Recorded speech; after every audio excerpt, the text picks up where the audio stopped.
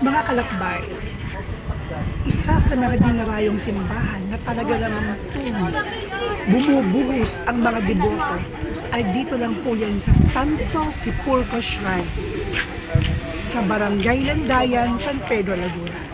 Naririto po tayo mga kalakbay sa dambana ni Lolo Uweng at ating pong tunghayan ang dambana ni Lolo Uweng.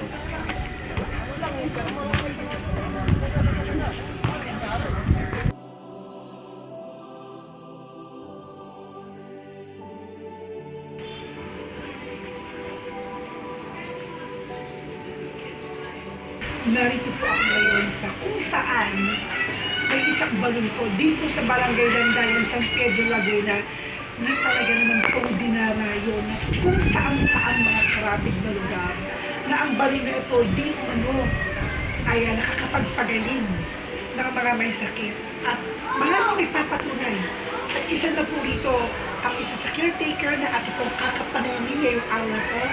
Siya si Kuya Nino Jose Hernandez. Kuya, magandang araw po. Magandang araw. Kamusta naman po sa ngayong mahal na araw, Semana Santa, kamusta po yung mga taong dumarayo po ngayon?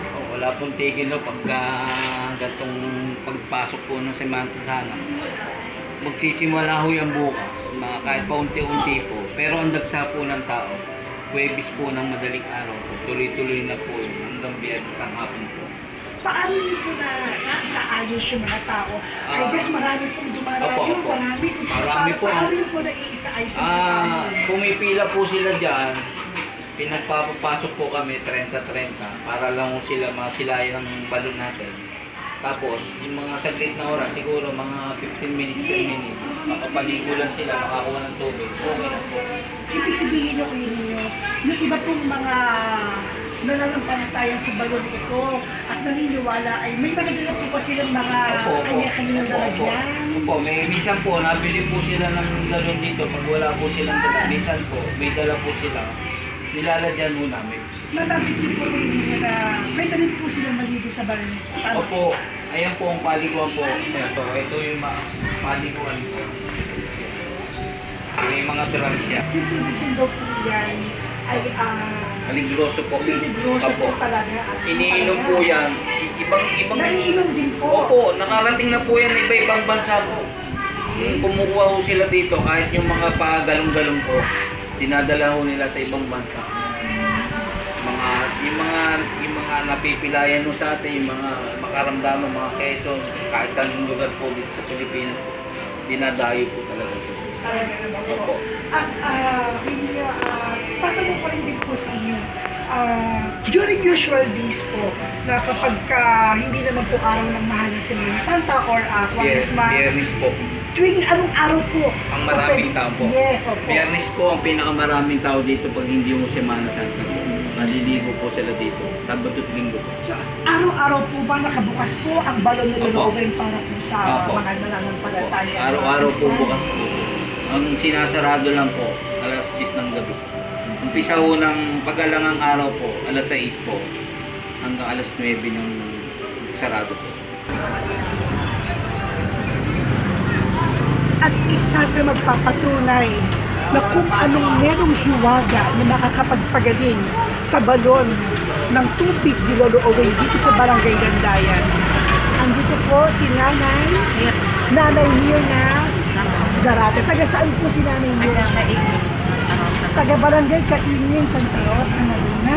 Magtain po rin yung mga kalakbay from Santa Rosa, Laguna. Dumayo pa po siya dito sa Barangay Landayan para kumuha ng tubig.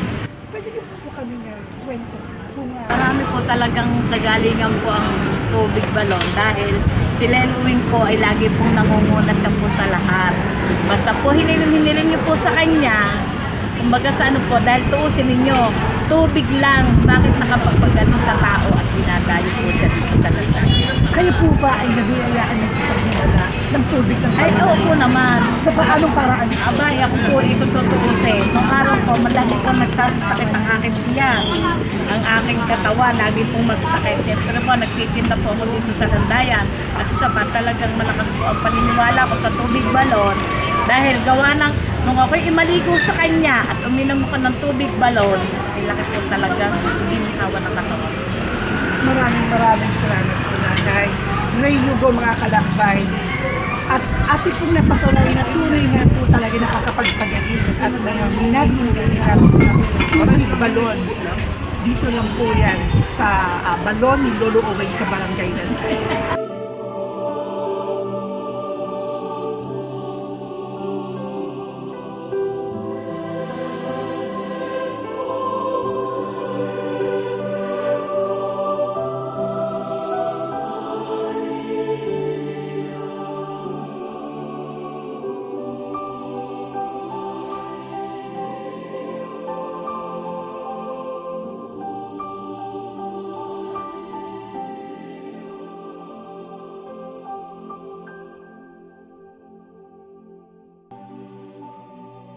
Magkakaiba man tayo ng paniniwala, maituturing bang ito'y milagroso o hindi.